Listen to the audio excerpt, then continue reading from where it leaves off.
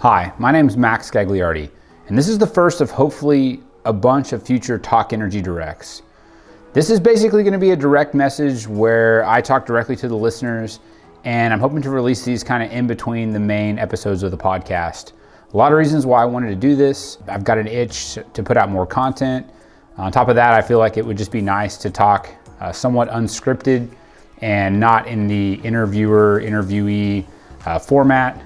I'd also just like to be able to be topical. If there's things that come up, it would be good to just be able to speak to the audience and let you hear my thoughts. And for this one, there are a lot of different things I want to talk about.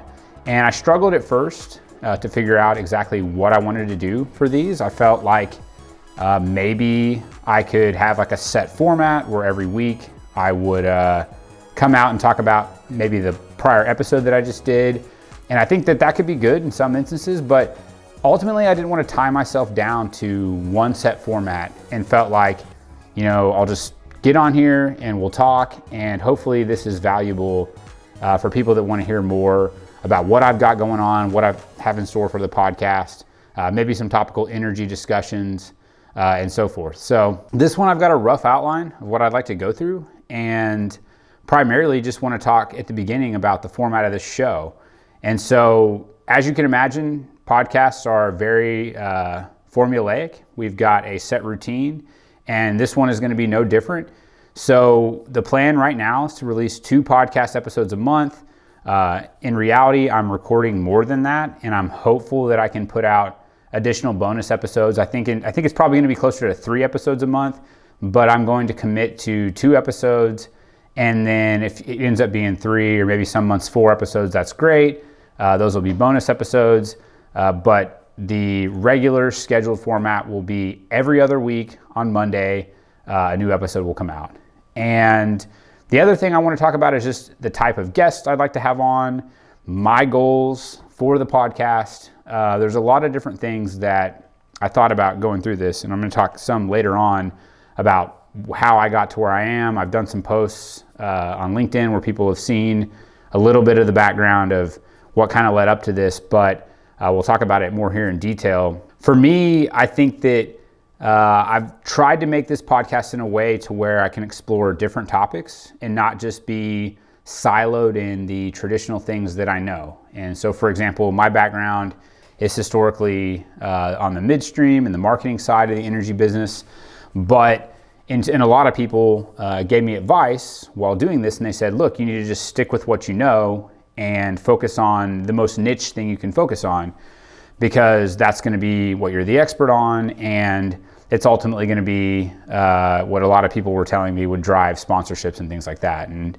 that was something I struggled with. For me, a big part of wanting to do this is to have the personal growth element of it, right? And to learn and meet new people and get outside of my comfort zone, do research on topics that aren't something that I just do every day. And so the name Talk.Energy was picked specifically. I know it's like a really cliche talk radio type sounding name, but similar to Ancova, which a lot of people ask me what that name is from.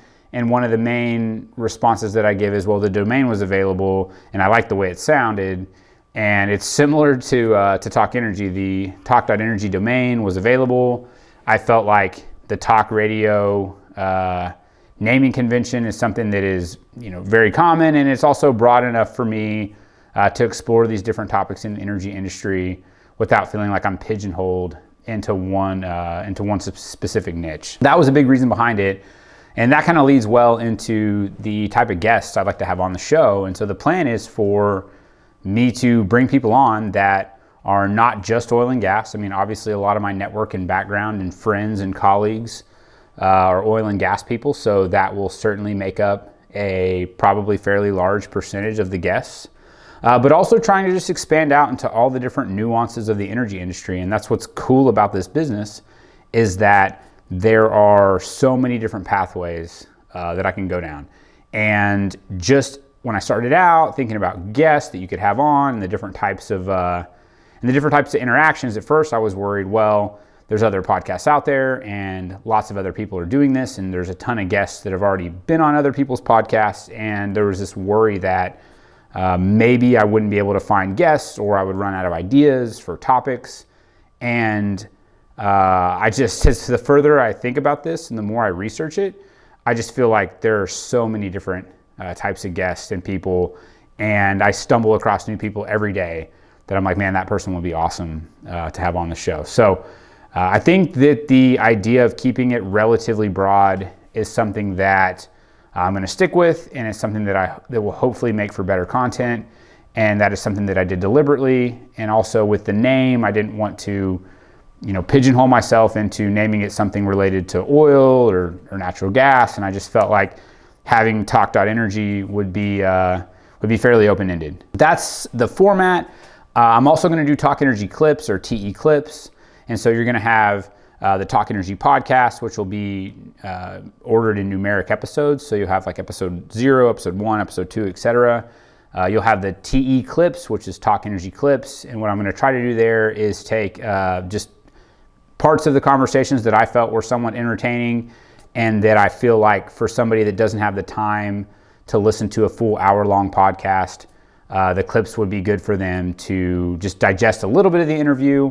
And then if ultimately you want to go watch the whole thing, that's great, and you can do that. And so those are the two main ones. And then recently what I'm doing here is something, the direct messages, or Talk.Energy Direct, which is basically going to be a solo cast where in between the main episodes is where I'm going to try to schedule these. Don't hold me to that. I'm going to try to do it every Monday, or release one every Monday when I am not doing the main episodes. And for these, again, I don't have a set goal for it other than to create more content, speak candidly, and have a format to where I can kind of take it in the direction that I want to take it, where I'm just not interviewing somebody. So that's basically the podcast format.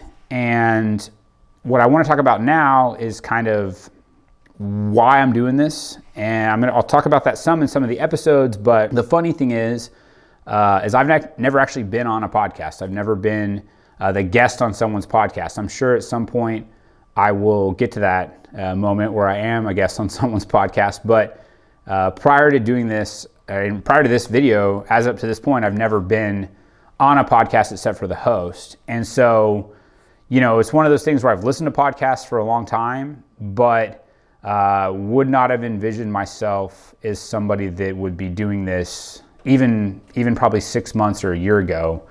And what I'll say is that, COVID has been one of these events that for a lot of people, I feel like has shaped us in ways that maybe prior to all this happening, it's changed us. And for me specifically, I'm somebody that is very used to doing business development, going to conferences, going to meetings, going to dinners, lunches, and that is a huge part of what I do in the business world. It's a huge part of just my social interactions in general. I don't have, like many people that are adults, I don't have the time to go hang out and to do the things that I used to do when I was younger. And so business functions and business meetings are a primary source of interaction. And so with COVID-19 and everything that happened this last year, that was a huge part of my life that was missing. And there's a lot of soul searching involved with that as a business owner and somebody that is trying to navigate, how do I connect with people? How do I reach people? And that was missing. And it's something that I've again done posts about this, and many of you may know, not an active social media person really prior to this. In fact, I don't know that I've ever recorded a video and posted it to the internet, certainly a serious video where I was talking about anything of substance ever before doing this. So not something that I'd done. And going through 2020, doing a lot of soul searching, trying to figure out how do I connect with people? How do I stay involved in the energy industry? And the backdrop to this, my little brother, which I posted about, Gus Gagliardi, who has a podcast called Fire Code Tech. And it is something that he has been doing now for close to a year. He is someone that really started speaking to me about the benefits of what the podcast has done for him and the cool things that have happened since he started the show. And back whenever he first got it going, I thought, man, this is cool. He's really getting outside of what I had never envisioned him as a podcast host either. Not that I didn't think he couldn't do it. I just was something that when he told me, I was like, oh, that's interesting. That would be really cool if you did it. And talking to him over the weeks and months after he started doing his episodes and putting them out, just hearing all these stories of interactions that he had with people and how positive it was, and just the amount of personal growth and just networking that he was getting from this. And so that was kind of the backdrop. And at the same time, he's telling me about these stories, and he's saying, you really need to think about doing a podcast. It's something that for where you're at and what you're doing, he was telling me this could be a really good thing. And so for people that know me personally, I don't take doing a new venture or starting something new lightly. It is something that if I'm going to do something, whether that's a new business venture, whether that's anything, a relationship that I have with somebody in a business setting, or personally, just whatever it may be, I'm someone that if I commit to something and if I'm going to do it, I'm not just going to do it, but I'm going to do it very focused. And some might say like single track, super focused on things. Mark Edge, my partner, says that my greatest skill and sometimes my greatest weakness is just kind of this maniacal focus on whatever thing that I am, that I'm passionately pursuing. And so my wife asked me, she's like, you're really thinking about starting a podcast? And I told her, yeah, I'm really thinking about starting a podcast. And she was like, don't you think we have like enough things going on? And again, for those that don't know, I've got 3 little kids that are 5 and under, 3 boys. And one of them just born in 2020 with COVID and the backdrop of everything going on. I also have a number of ventures that we're working on. But I just felt like 2020, for the reasons I talked about earlier, had changed me, and that I needed to do something new and find out a way to put myself forward and to connect with people. So long story short it's not going to be short because this is a podcast and podcasts aren't short. It's just people talking for a long time. But basically I started doing research, and probably back in September or October, I started researching video. And I knew that there were a lot of podcasts that were audio only. And I just felt like if I was going to spend the time and the effort to record, to set up the interviews and to come up with the questions and to record myself talking, that shooting a video alongside of it just made sense, because you're already doing all this work. Why not capture that extra content by having it in video format?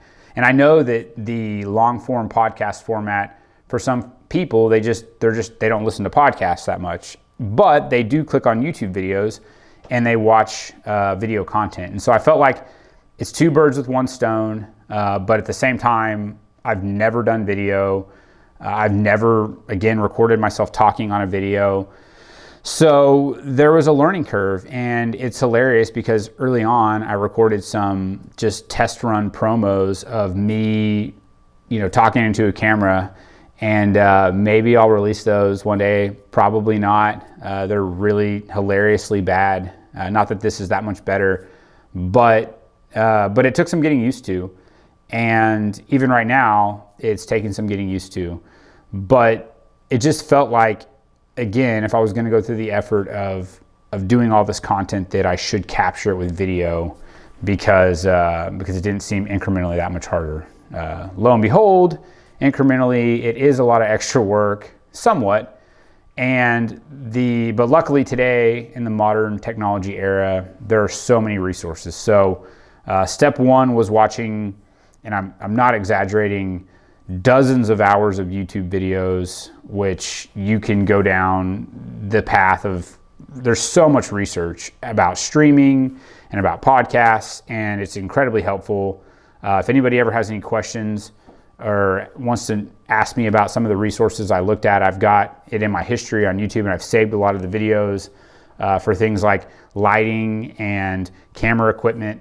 and just sets and just trying to figure out, there's a formulaic method that people use to make videos that's successful on YouTube, and how do I learn that craft? And so it started out very basic with a Logitech digital camera that I had, and then it moved to what I'm now filming on, which is a Sony mirrorless camera. It's an awesome camera, and it evolved. I also pretty early on just committed to effectively building out this studio, which it looks like I'm in some kind of office setting. It's really not. This is actually a studio, and maybe I'll take some pictures and kind of post them of what this looks like. In fact, I actually took some today that I think would be fun to post, because how you see this on this camera is not what it looks like if you zoom out and look at everything. So it took a lot of work,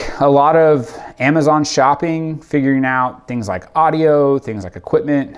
Luckily, I did have a background in music. So growing up, I played a lot of instruments and was in a band, was in a number of different projects on the music side. Had a lot of experience working in Logic Pro and doing sound recording, sound editing, and also, although I'd never been on video, I had experience playing live shows. And so starting at about 14 or 15 years old, or actually earlier than that, I think the first live show I played, I was like 13 or 14, and all throughout my teenage years and then throughout college, I played pretty regularly live performances with music. And so, and I said I'd never spoke on video, but there were some times when I played music on video. So I did have that background, and that did help me in terms of being able to just get over the fear of kind of putting yourself out there. And so with that as my backdrop, I felt like I've done sound editing.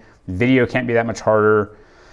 Video is different. There's a lot of different things that come with video, but I just felt like it was something that was doable. And so I spent about 2 months. I think I started in mid-October, and by November, mid to late November, I was in a place where I could probably record an episode. I had the basics set up, and I'll talk here at the back half of this solo cast around episode 1, which I've released at this point, but I did not have the full studio set up, nor did I have all the equipment that I have today. And I'm still getting equipment. I feel like this is going to be one of those things where you just never stop getting equipment, which is cool, but it's also, for someone like me who gets very focused on things, it can also be kind of a problem, because I'm always researching what the next thing is that I want to get, like microphones and there's just so much. So the first episode, talk a little bit about that. So far I've talked about the podcast itself, what the format's going to be,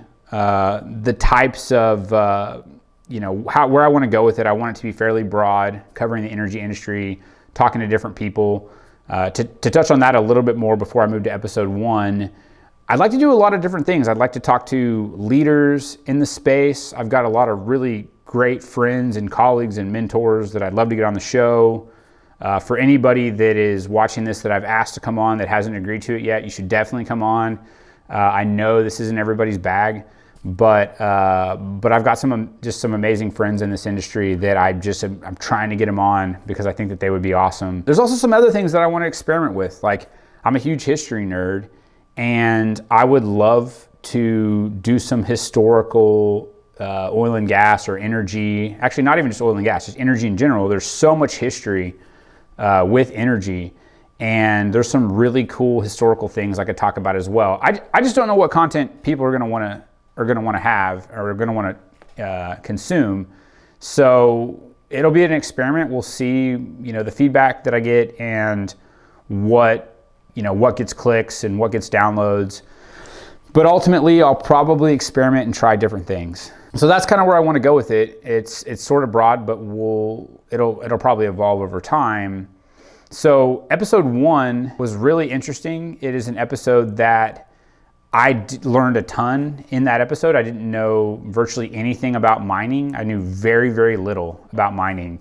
Nor did I really know that I wanted to do an episode on mining. Mining wasn't something that I thought about initially when I kind of brainstormed and put a map together around the different things, the different topics on the show. But I think I came across the Forbes 30 under 30, or I saw something with Ashley in it, and I read a bit of the story, and I thought about energy storage, and I thought about the movement that's going on with everything being electrified and the renewables push, and I just thought, man, this would be a really interesting topic. And so early on, I didn't have any content, and I'm just like LinkedIn messaging people or trying to get people's emails and messaging them and being like, hey, I've got a podcast that I'm working on. I think I have like a one-page PDF kind of summary of what I'm trying to do, and then like a really badly filmed teaser episode that I've since taken off and replaced with the new teaser. Not that the new teaser is that much better than the original one, but the original one was not nearly as good as the new one. So that's basically what I had, and I sent that out to just a bunch of people. And just talking to my brother, he was like, you sent it to who? And I was like, yeah, I sent it to this person, I sent it to that person. Some of you that know me may know that you kind of live by the mantra, like, don't ask, don't get. So, look, if it's somebody that I reached out to and they ghosted me on it, that's just kind of part of doing what I do. And it's not just in the podcast stuff, it's in business in general. Like, if you're afraid to reach out to somebody and just send them a note, then you're probably not going to get very far. And for the people that don't respond to people that just send them notes that they don't know, I would encourage you, and this is something that I try to do, is to try and respond to people. It's something that I struggled with. It's really easy for me to ignore people. I get messages all the time, and it's like, I don't know who this person is. I don't know if they're trying to sell me something. They connected with me. I have no idea what they want. But I, over time, have tried to get better at just messaging people back. And even if that's a, hey, no thanks, but I appreciate you reaching out, best of luck. I just try to make it a point to do that. And it's something that I learned in my career, actually from Aubrey McClendon, was someone that always did that. He was somebody that, you could have been the janitor at Chesapeake. And if you emailed Aubrey, I would almost promise you that he would have emailed you back. And it might have been, hey, I'm not the right person to talk to the guy that's ahead of this. But he made it a point to always respond to people almost just to a crazy level. I mean, he just responded to people. And that was something that always stuck with me. And I feel like to this day, people tell stories of, one time I randomly sent Aubrey a note and he replied back to me. And what that did was that person, number one, that person felt like he cared about the thing that they were trying to reach him about. And number two, it probably didn't take that much effort for him to do that. Everybody in our life, it's hard to do these different things, right? Everybody's busy and we're working on things all the time. But I felt like that little bit of effort went really far for people. And it's something that he did with me. Like there was times when I had sent him a note and he made a deliberate response, and it made an impact. Like, it's something that I remembered. So this is, feel free to ignore me or ghost me if I email you about the podcast, that's fine. But in general, I would say that whether it's, whoever it is, even just a couple word response sometimes can be a big deal to people. So anyways, kind of went down a rabbit hole with that topic, but started emailing people and started asking people about the podcast. And Ashley was just like this extremely gracious and just amazing guest. Like, she immediately responded back and was very polite and nice and enthusiastic, and just somebody that, wanted to share her knowledge. And I just felt like, man, this is going to be such a great episode. Now, the part that caught me off guard was she's like, yeah, let's do it, in 2 days or something. She threw out like a date that was really soon. And I had at that point only done one other episode, and it was with a friend. And it was an episode that I don't even know if I'm going to release. It was more like a practice episode. I didn't have the set finished. I didn't have the gear done. You can tell the intro part of that episode looks more like this quality, whereas the actual episode itself, it's a little lesser quality. And so two things. One, I was editing it all myself because I didn't have the people that I'm working with now, which is RGB Studios. I'm pretty sure that's the name. It's Randy Randolph and his crew. And I'm going to throw a shout out to him when the next episode releases and everybody can see how good the quality is. But prior to that, I didn't have anybody but myself. And so I really wasn't ready to do it. But like all deals, you know, I always have this saying that time is basically your worst enemy when it comes to getting a deal done. And I know other people have argued with me about that before. Sometimes time, you know, waiting in a deal can help you.